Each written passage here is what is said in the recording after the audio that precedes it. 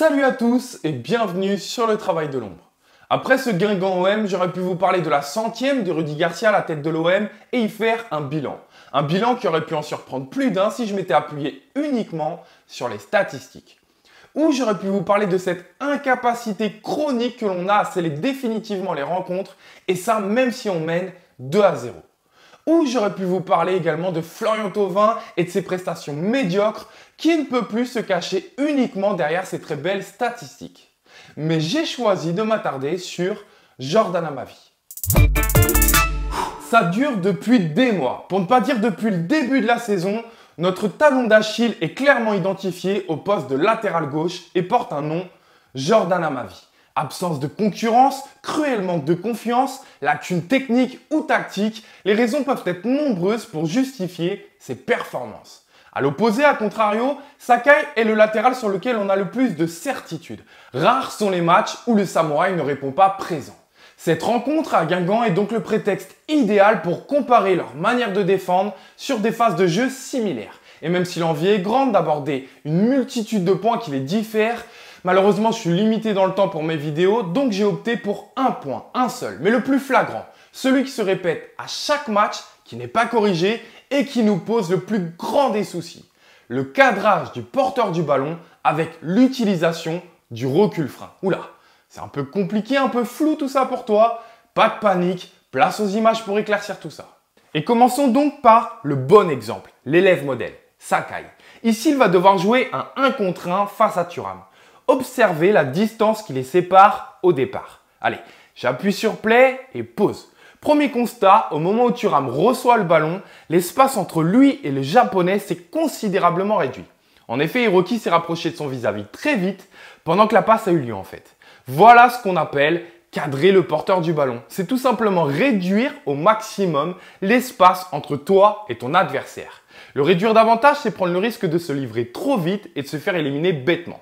Alors que lui offrir davantage d'espace, c'est laisser à l'adversaire plus de possibilités et notamment celle de prendre de la vitesse.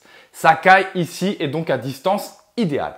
Ça, c'était tout ce qui concerne son positionnement. Maintenant, attardons-nous sur sa posture. Il est sur la pointe des pieds, genoux fléchis et positionné de 3/4. Les deux premiers, c'est tout simplement pour être prêt à bondir dès la moindre erreur commise par l'adversaire et garder ce petit mètre d'avance qu'il a si l'adversaire décide d'accélérer.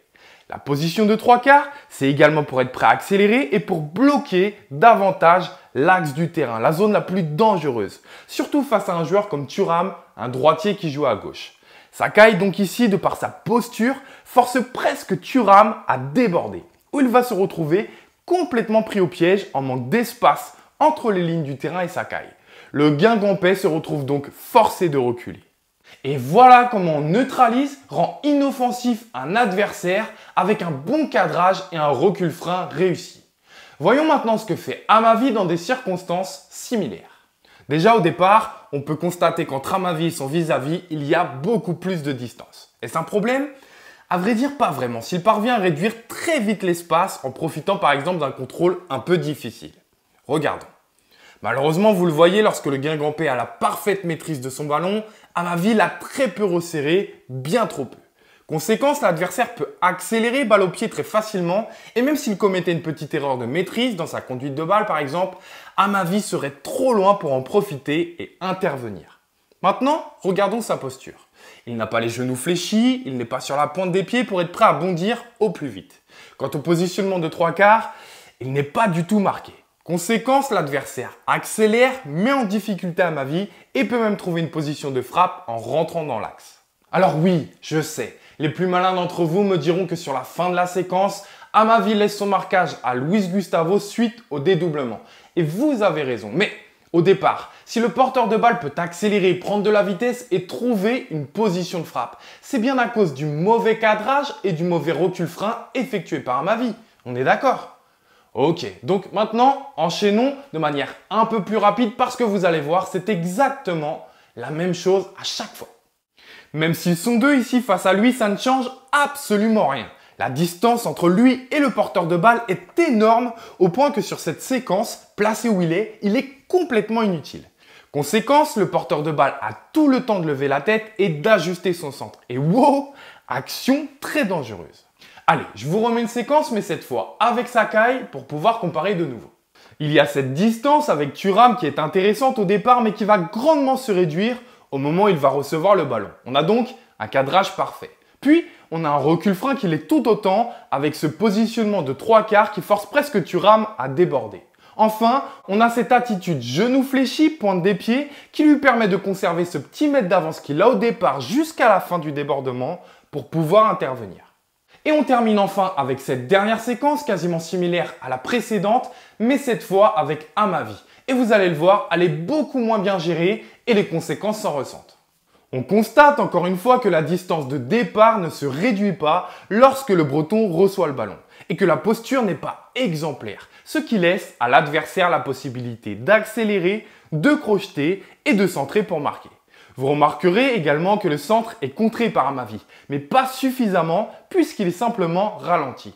Un contre qui, à coup sûr, aurait été parfaitement réussi avec un cadrage au départ bien meilleur. Alors évidemment, si Amavi est autant en difficulté cette saison, ça ne peut pas se résumer qu'à ça.